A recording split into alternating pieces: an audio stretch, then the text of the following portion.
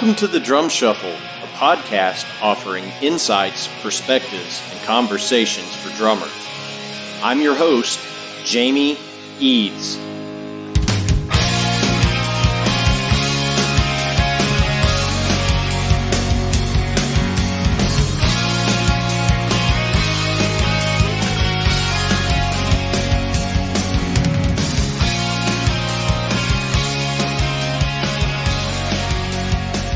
Hey, how's it going out there, everybody? Welcome to the Drum Shuffle podcast.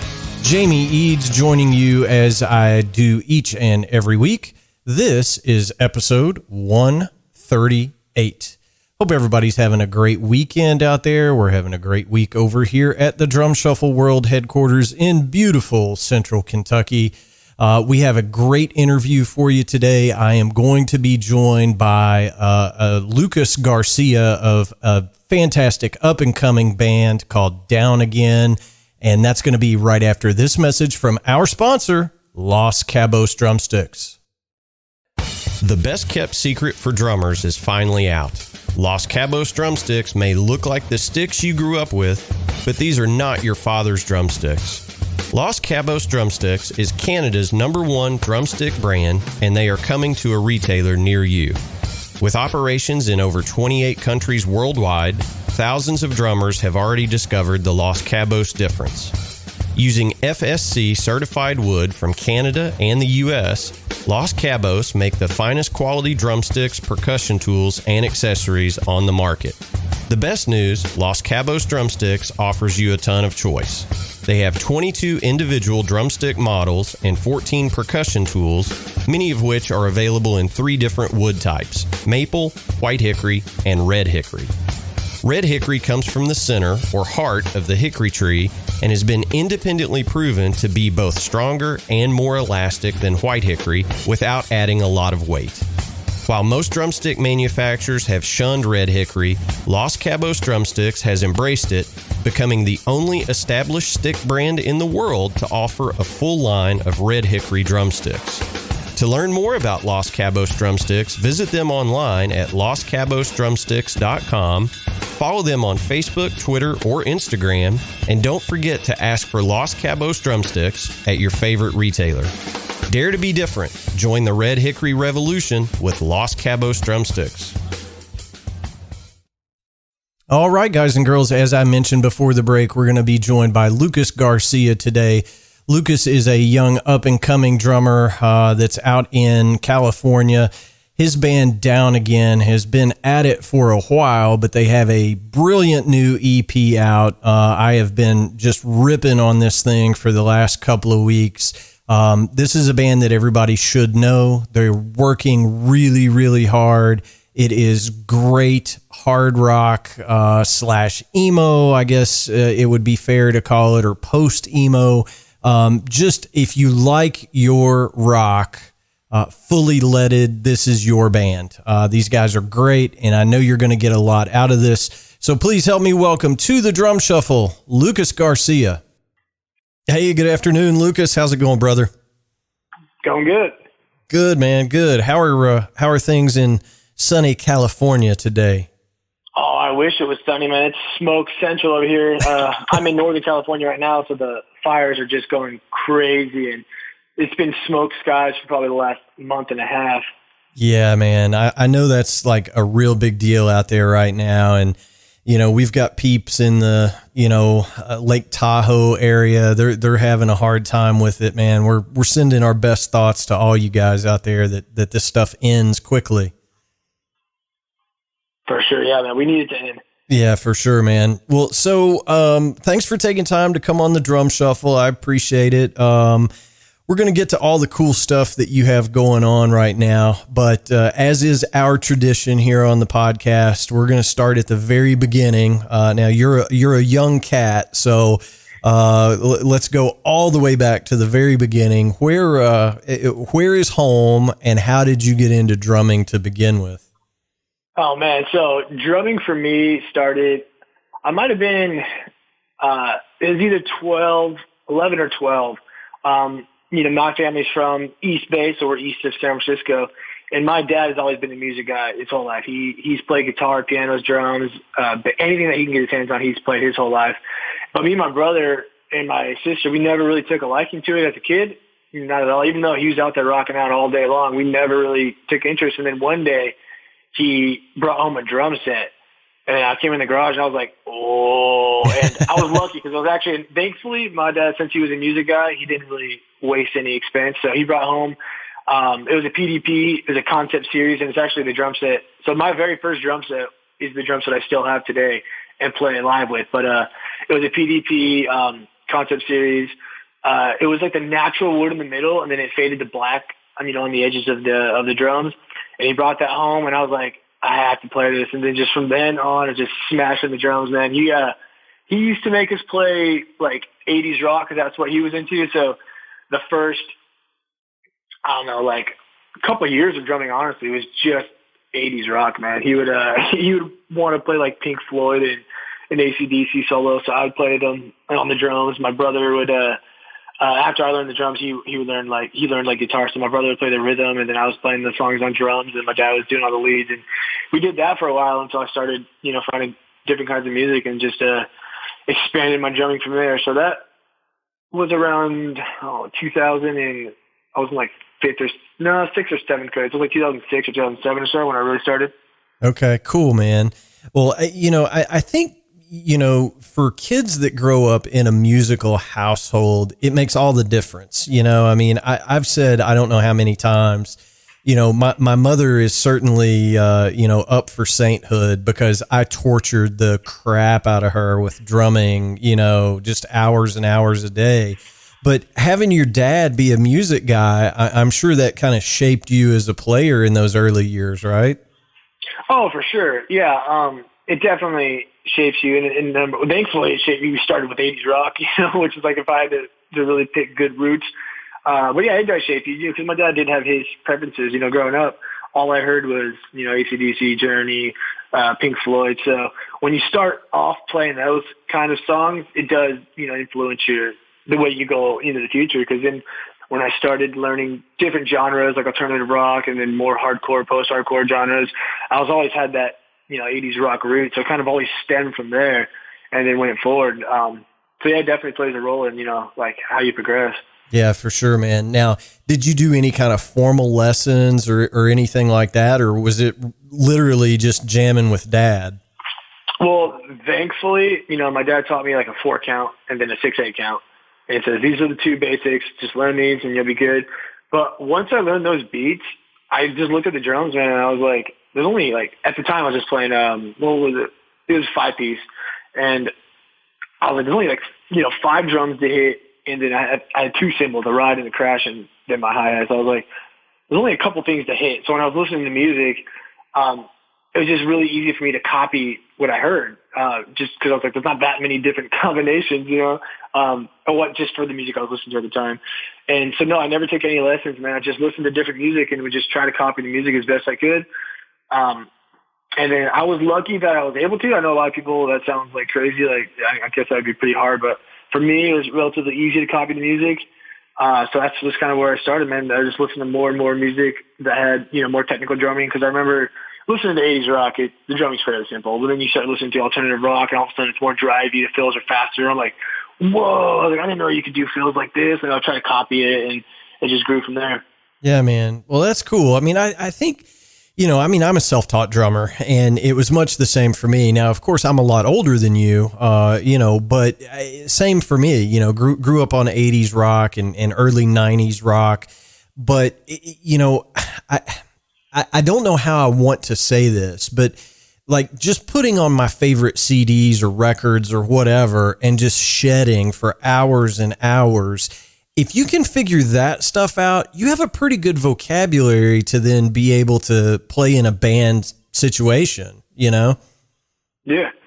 So, I mean, it's kind of the building blocks, if you can cop what, Steve Smith was doing in Journey, you've got a pretty good base to then, sit down with your buds from school or whatever and come up with some stuff. Absolutely. Yeah. So When did you first start branching out and doing kind of your own thing, your own garage bands? And I'm assuming your dad probably encouraged that, but, how old were you when you started, getting buds from school over to play with?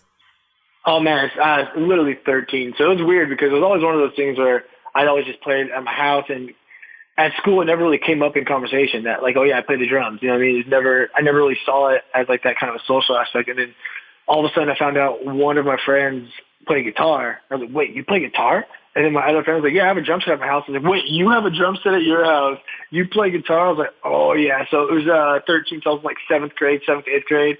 And when we first started getting those little garage jam sessions. And let me tell you, they were pretty bad at first. Like the guitars would just be smashing some power chords, and I'd just be smashing a 4 count. And who knows, like, if we were in tune or on beat or anything. But, so around 13 years old for me was when I first started doing all the just jam sessions. And, man, those are some of the most fun times of my life. Yeah, for sure, man. Well, I mean, that's when you're learning how to do it, right? I mean, that's you're building, those are the building blocks of, creating who you are on the instrument. Did you know right away when you first started playing that you wanted to chase this as a career, or did that just kind of happen? If I'm being honestly, like, when looking back, I did instantly know, but I would even say it was even before that, man, because I remember I've been obsessed with music even before I was interested in playing instruments. I don't know why there was like a disconnect. When I was a little kid, I would just be so obsessed with listening to one album in particular, this Pyromania by Def Leppard. I don't know why that one as a kid was just like the greatest album ever written to me. I would just listen to it in my room for hours, just pretending to rock out on a guitar, pretending to sing, pretending to drum, all this stuff. But for some reason, I didn't really connect the dots that, like, I could actually learn the instrument until my dad, brought home that drum set one day. As soon as I started playing, it was official. Like, I knew for sure I was going to play forever. I was going to do whatever I could to make music. But there was definitely, like, seeds earlier than that. Like, if I had gotten the drums earlier, I would have known earlier. Yeah. Well, I mean, I think, I think most guys know instantly, like, this is something I have to do the rest of my life. And, I mean, I just think it's either part of you or it's not, right? Exactly. I just remember it like clear as day. It's almost, I don't want to say it's a burden, but it's all of a sudden like I'm like, this is it. Like, this is all that matters. Like, I just need to do this. It doesn't matter what else I do. As long as I'm doing this in some form, as long as I'm making music, playing the drums, playing guitar, whatever it is, in some form, like, that's what I have to do. And it's like, from then on, it was like super hyper focused on it. And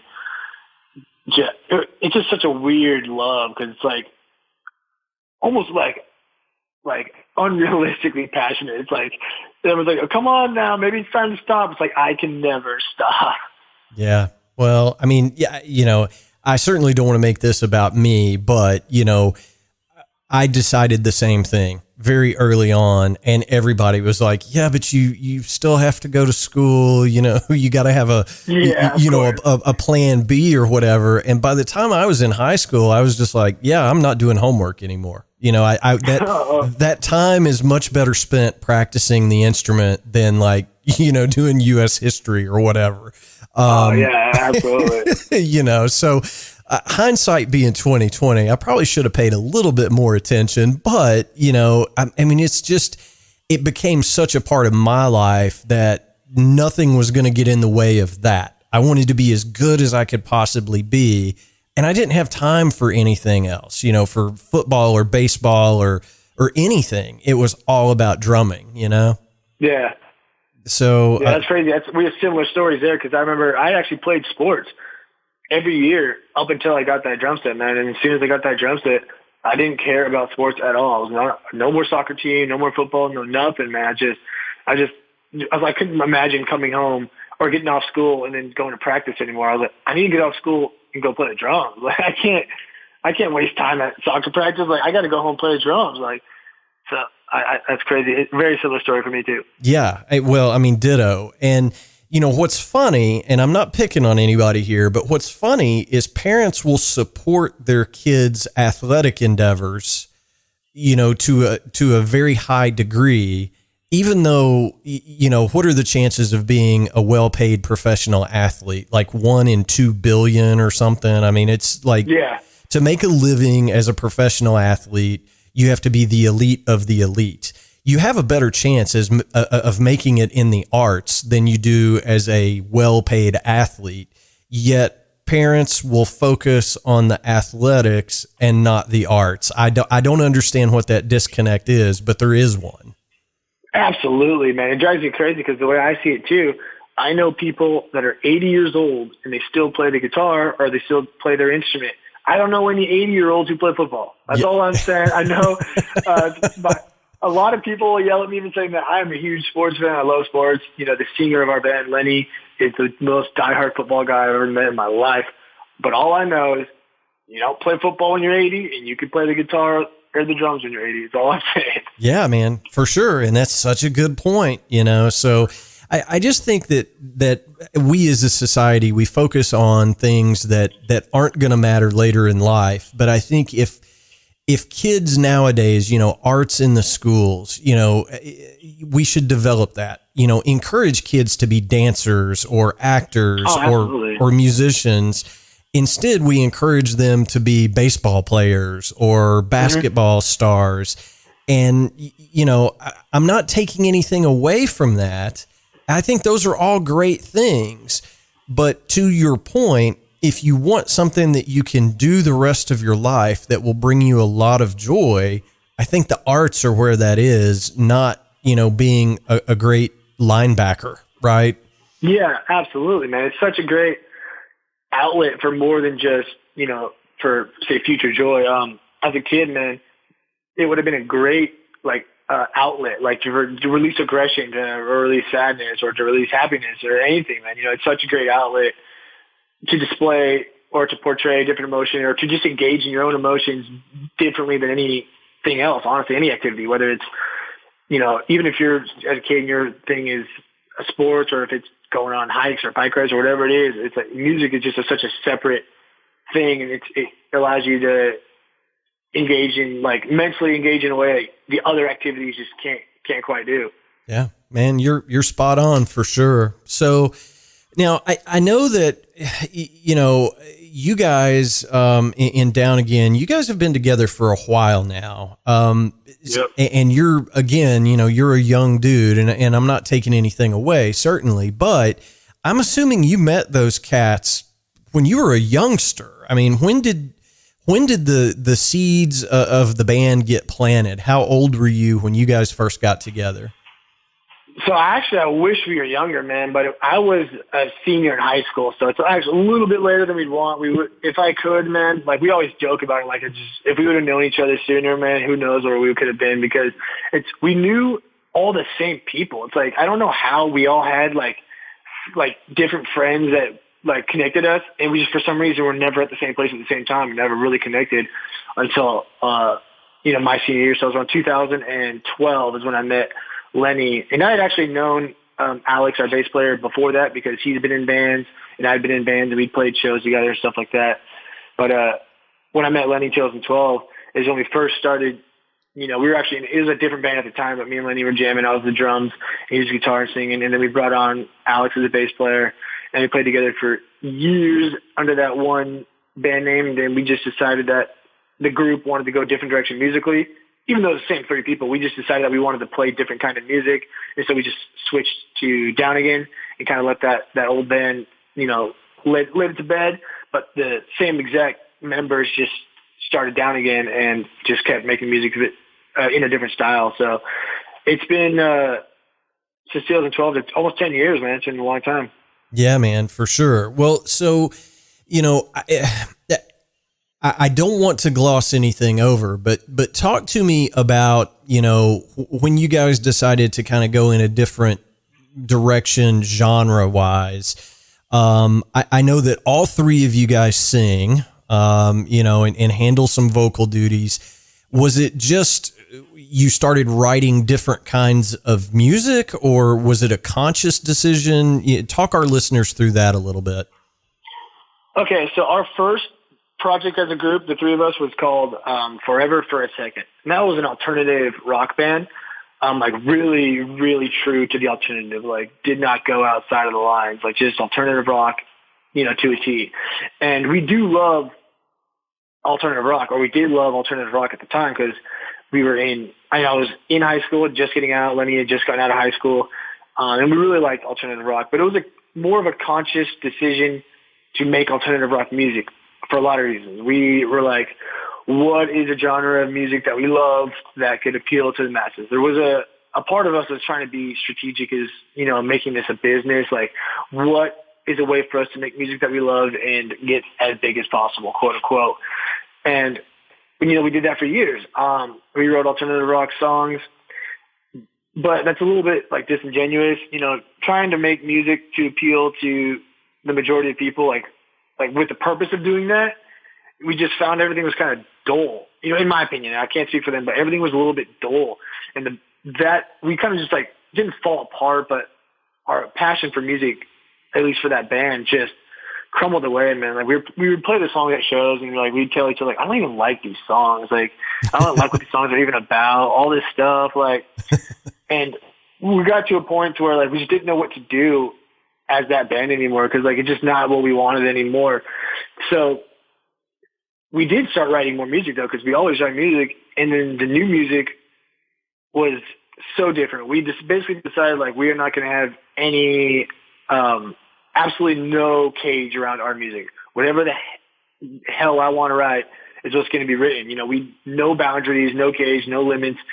And then we started writing music, and somehow the three of us just naturally, writing music that we absolutely wanted to write without anything, pulling or pushing it in any direction. It all happened to be in this similar vein, in a vein that we could, twist into an album. We're like, oh wow, this is insane that all three of us are writing music that just goes perfectly together. And there's absolutely nothing, influencing us or nothing pulling or pushing us into this direction. We just wanted to write the music that we wanted to listen to. We don't care. We weren't trying to think of how many people can we get to listen to this? We didn't care about any of that stuff. We just wanted to write music. And then we're listening to these, at the time we only had 4 new songs, and they're just so different than the old band.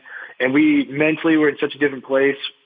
What we wanted to do musically, we felt a little more free, because now there was we weren't trying to fit in any lane or anything like that. We just wanted to write music. So we felt like it was time for the old project to just rest in peace, and to start a new project with these new core 4 songs, and branch from there. And so that's when Down Again was really born, when we really decided to step away into the new project. And from there, man, we turned that 4 songs we wrote 21 songs altogether. And then we had to cut that down to 13 songs to fit into our first album. And so once we took the chains off, once we took the brakes off, man, and just wrote the music that we wanted to write, it was just the amount of songs that we were writing is just insane, man. So just because we put out 21, or we wrote 21 songs originally to pick from for our first record, it just lets me know that we're definitely doing the right thing if the music's really pouring out of us that fast. Yeah. Yeah. Well, and I'm sitting here and I'm kind of giggling to myself, because your band's story sounds just like my band's story, right? I mean, seriously, it's so many parallels, but I think so many young musicians, when they start their first band that's serious, and I'm not saying this happened to you, but, I got caught up in the, people saying, well, I don't really hear a hook. I don't know that would get played on the radio, or, so you're trying to satisfy all these outside influences, when what you need to do is satisfy yourself. And, in our case, we released our first record in 1998, and the comparisons range from the Allman Brothers Band to Van Halen. And you can't. Oh, snap. Yeah. So, I mean, you can't find anything any different than those two comparisons, right? Yeah. So it was just we're going to write whatever the hell we want to write. And if people like it, great. But if not, we didn't sell out to the man, right? We didn't, we didn't just try to pander to our audience. We're going to do what we want to do. And I think that comes through in Down Again's music. It's pure. So congratulations on making that decision. I think it was the right one for your band. No, thank you. Yeah, it was an easy decision to make because we were just like, okay, we both, or the three of us, like we all want to play music for the rest of our lives. We're all going to make records for the rest of our lives, whether we have 10 listeners or 10,000 listeners. And so we just started writing music, man, and whatever we thought, because once we eliminated the idea of like, we need to get listeners, it was just so easy and felt so free to make that kind of music and just make the music that we wanted, man. And it feels so much better, playing songs that we're just like deeply passionate about. Songs that are just fun for us to play, that we enjoy, than it is playing songs that we don't necessarily enjoy just because we're trying to appease a crowd. So it's 10,000 times better than what it was. Yeah. Well, I mean, I think you have to satisfy yourself first as an artist, and then the rest of it will come. I mean, if you're putting out good stuff, people are going to hear it and they're going to follow you around, so kudos to you guys. So, you guys first hit my radar. It's not been all that long ago, but, I was checking out, the new single, the new video, which it's called Predisposed. And I want to say that hit the street just like a week or so ago. Is that right? Yeah, it was about 3 weeks ago, on the worst. But yeah, we released that. And then I think we waited like 3 weeks or so, or possibly 4 weeks before we dropped the actual EP. But yeah, it was sometime a couple weeks ago. Okay. Well, I mean, when I checked out the video, I mean, I think, it was probably before your time, but I remember when MTV actually showed music videos all the time, like that was I do remember. That was like a big thing. Like if you didn't have a good video. But I checked out the video, and a lot of bands are doing that now just to kind of build buzz. And there's so many, YouTube viewers out there. I wasn't really looking at the screen. Like I wanted to hear the music, and I was like, wow, this is really powerful. And then I went back and watched the video with the music, and I was like, man, these guys, this is really cool. It's a really cool, full package. So talk to me a little bit about the evolution of the band and this new EP that you guys have out. It sounds killer. Where did these songs come from? Have they been around for a while, or are they all new songs? Just kind of walk us through the new project here. So, the new project, the EP, we definitely attacked this EP a little bit harder than our full length, our debut album, just because we had a little bit more finances. We had more time to spend on each individual song. We had, more money to put towards music videos, stuff like that. But, most of the songs on the EP, so there is a 5-song EP. There's a song called Fire, a song called Predisposed, a song called Your Words, a song called Gray, and a song called Can't Make This Right.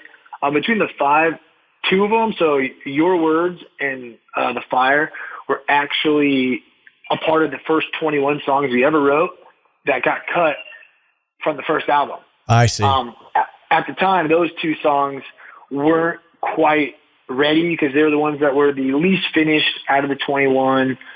There's a couple elements missing, and we just didn't know if we had time to finish them. And if we did finish them, we didn't know if they were going to be the best that they could be. So basically just pushed them aside and said, okay, we'll cut those off the record. We'll just focus on these other 13. I'll go from there. I got you. So we released the first 13. And after that first record came out, we're just writing more music, and we still had we were still writing songs, and some of them were definitely way different than the first record. And then some of them were like, man, these really feel like the first record we put out, like they're still in that vein. We still got stuff to say, based off of what that first album was. And that's kind of where, the EP was born, because we still had a few songs that wouldn't really fit on a full length album too.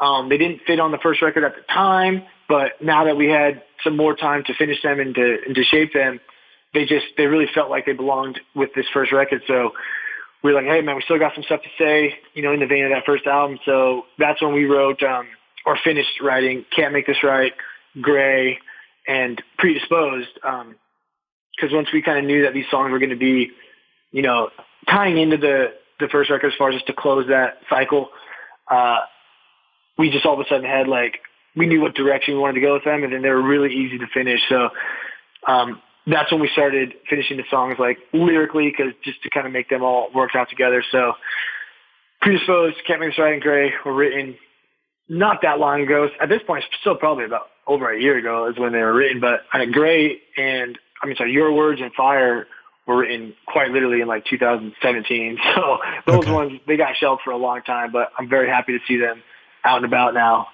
Yeah, well, and something that you're going to find the longer you guys play, we all in the music business, we do this backwards, right? We write songs, we go into the studio and record them, and then we go on tour for 10 months and learn how they're supposed to be played, right? So they're all going to morph over time as you guys are doing shows. Speaking of which, look, man, this has been the hardest, 2-year period for musicians in the history of mankind with the pandemic and lockdowns and all that stuff. Are you guys hitting the road in support of this, or are you guys still just kind of waiting it out?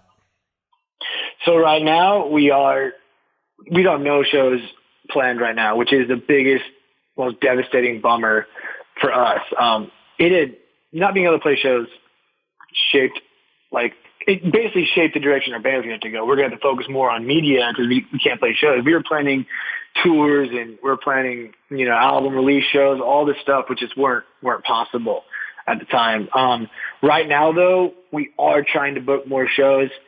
We're probably not going to go on a tour until things get a little bit, more calm and collective, but we definitely want to start playing local shows well, actually, not local, but to California, but there's all kinds of places you can play in California, in Sacramento, San Jose, San Francisco, and then all the way down to SoCal. But we definitely need to get some shows on the books as soon as we can.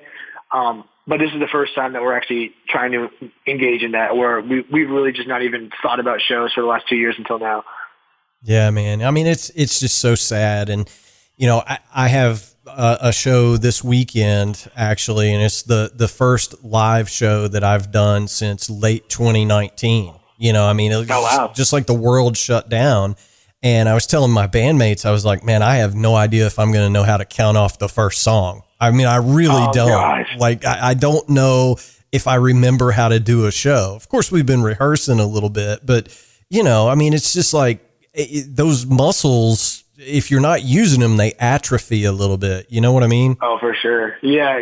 When we do get on stage for the first time in a while, it's going to be weird just being up there and seeing the crowd, because we played 2 live sets.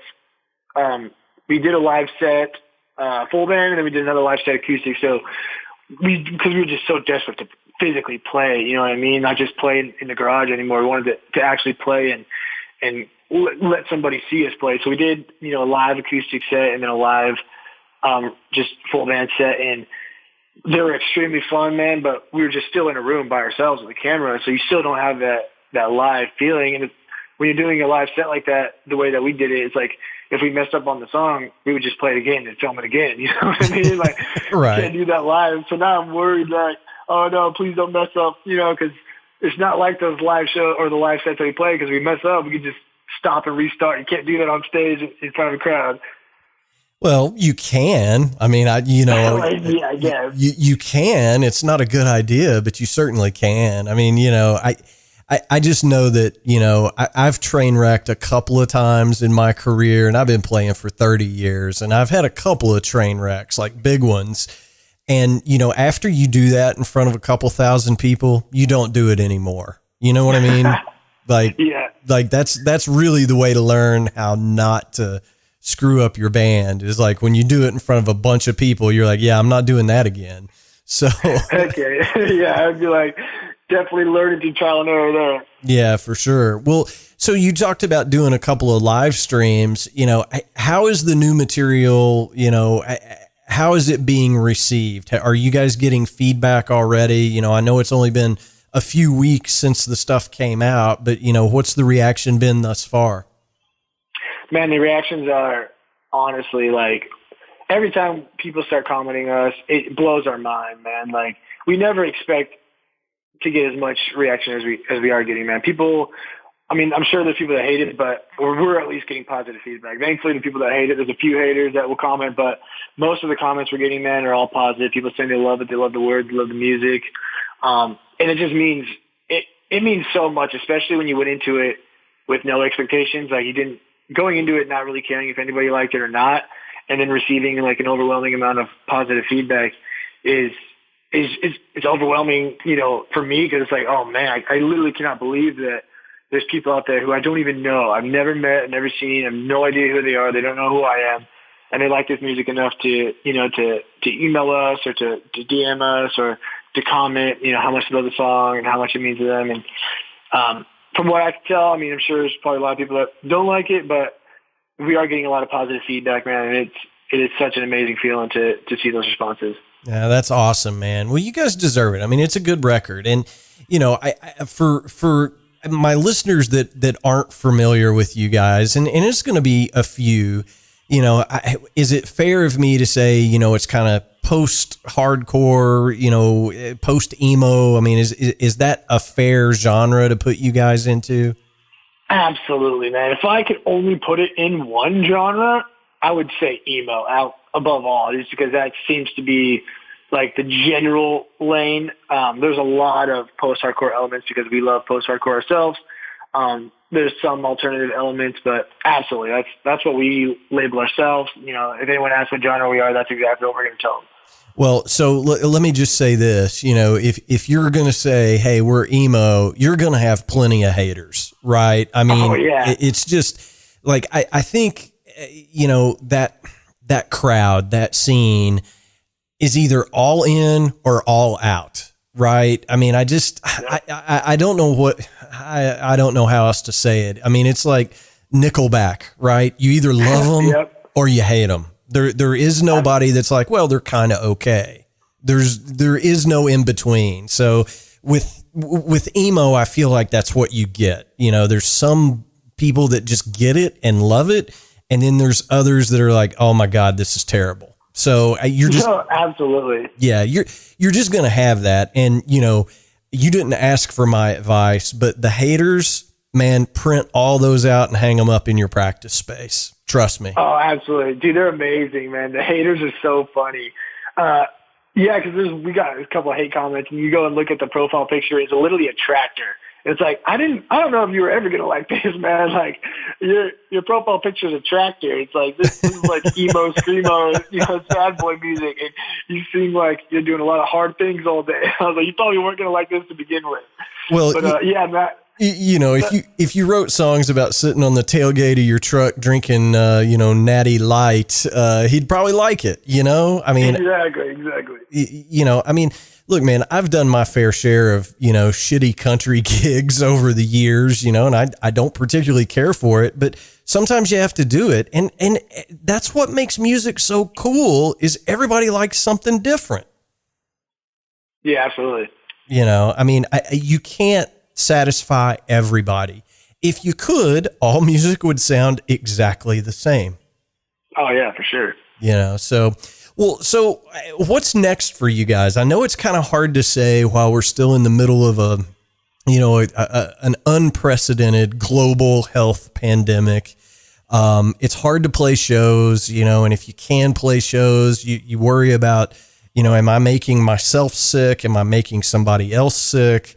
I know you can't really answer it with any level of certainty, but what is planned for Down Again for the rest of 21 and into 22? So, oh man, the other guys might get mad if I say this, but I don't care. Basically, what is for sure 100% planned is album 2.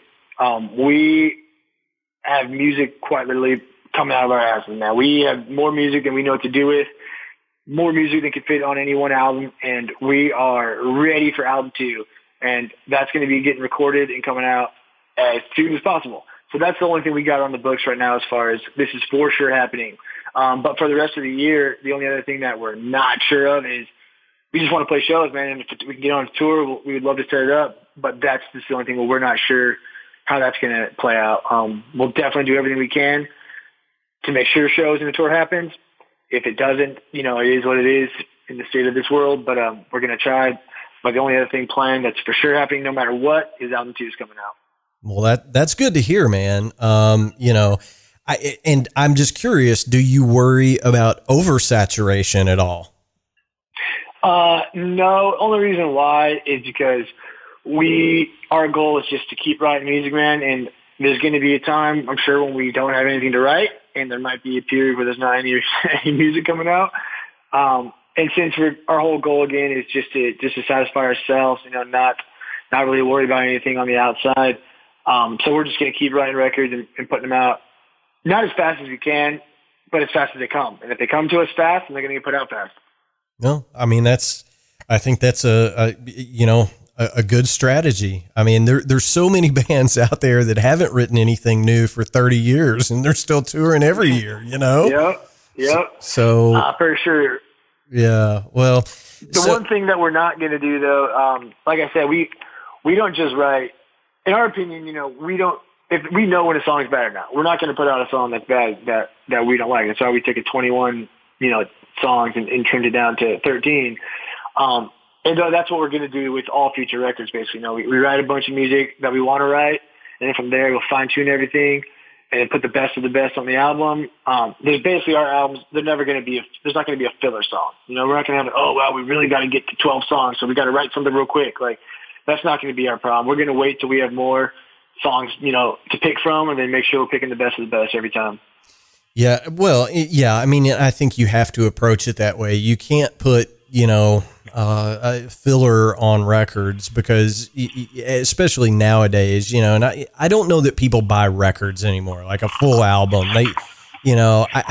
I just don't know how easy it is to get people's attention for 45 minutes or an hour. Right. It's not like it was in the 70s where people bought a record and they listened to it as soon as they got home.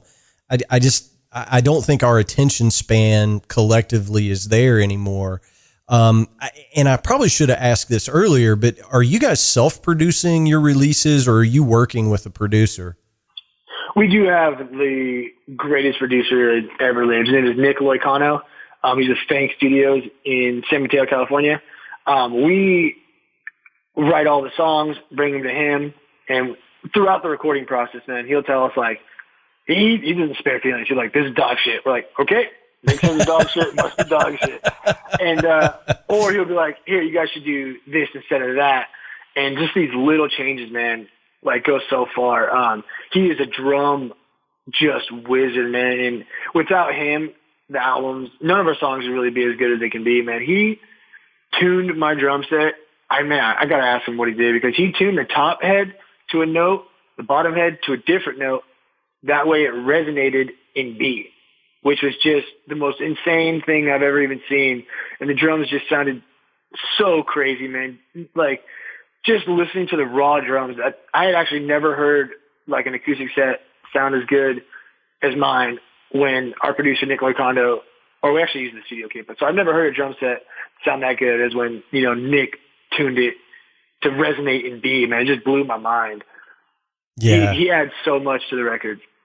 Well, I mean, I think there is no substitute for good ears in the music industry, right? And if you can team up with somebody that has great ears that can help you in that way, it's only beneficial. And, I'm just going to say the new EP sounds phenomenal. So I don't know what kind of, magic sprinkles he put on it, but it sounds really, really good.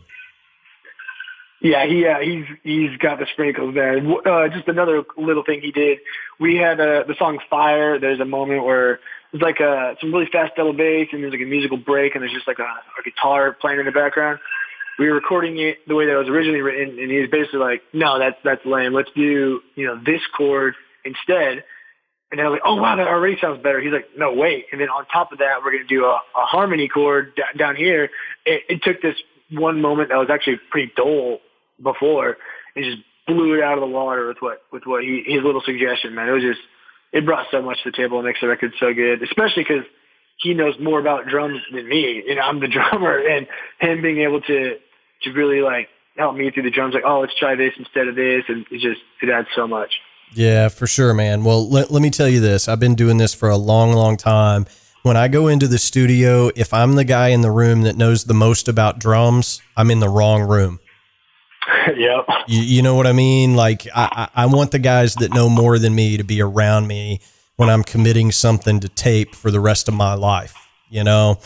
Yeah. So having a guy like that will pay huge dividends for you over the years. Well, cool, man. Well, listen, I want to be respectful of your time. I appreciate you taking the time to come on the podcast.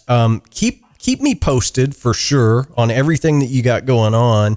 And, you know, when and if the next record is ready, you know, send me an advance copy. We'll have you back to talk about that one too, man. This has been a cool hang. Heck yeah, absolutely, man. We'll definitely keep you in the loop. All right. I appreciate it, man. Well, listen, tell everybody where they can find more info on the band and social links and all that good stuff. Right now, the best socials for the band are Facebook and Instagram. Down Again Band, just search Down Again Band. All of our music is on Spotify, Apple Music, and anywhere that you can stream music, you can find our music. We do have a website, downagainbandca.com. But right now, the best place to catch up with what's going on is Instagram and Facebook. Cool, man. Well, listen, if the tour brings you through the American Southeast, let me know. You know, absolutely. I'm kind of centrally located in the southern states here. So if you guys get over this way, for sure, let me know and I'll come out and check out a show. But I look forward to see what you guys have coming out here over the next few years. And I wish you a lot of luck, Lucas. Awesome. Thank you, man. Yeah, for sure, man. We'll talk to you real soon. Yep. All right. All right, guys and girls, that's going to wrap up episode 138 of the Drum Shuffle podcast. As always, thank you so much for tuning in. We simply cannot do this show without each and every one of you listening week in and week out. It is simply the reason for our existence. As I ask every single week, go ahead and follow us on social media. Hit the subscribe button on whatever platform you use to listen in. We do have a Twitter account. We have a Facebook page, all of those great things. Follow us. But the biggest thing you can do to help us out over here at the Drum Shuffle is to send a link to a friend. If you know of somebody that's into drumming and rock music, and may get something out of the podcast, send them a link. It costs you nothing, but it helps us tremendously, and we appreciate and applaud your efforts there. We answer every single email that we get here at the podcast. Our email address is thedrumshufflepodcast@gmail.com. Our web address is thedrumshuffle.com.